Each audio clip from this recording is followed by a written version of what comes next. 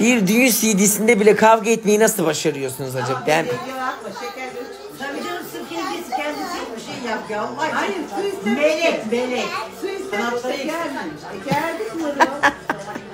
Canımsın, aşkımsın sen benim. Uğraşma, boş ver, biliyorsun. Yaranılmaz. Ben çok yarandım da.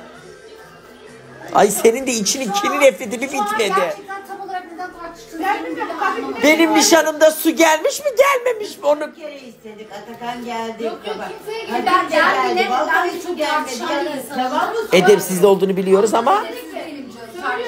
Gel getirmediler kız getirmediler. Vallahi. Peki bunun suçlusu Selma Ağam mı? Ben diyorum o diyor ki getirdiler. Bir yalanlama derdi. Ama sen onu yalanla. Kendini parçaladın. Ay ama böyle birbirinizi yiyorsunuz ya, ben çok üzülüyorum. Ben size 5'er litre şaşal su alacağım.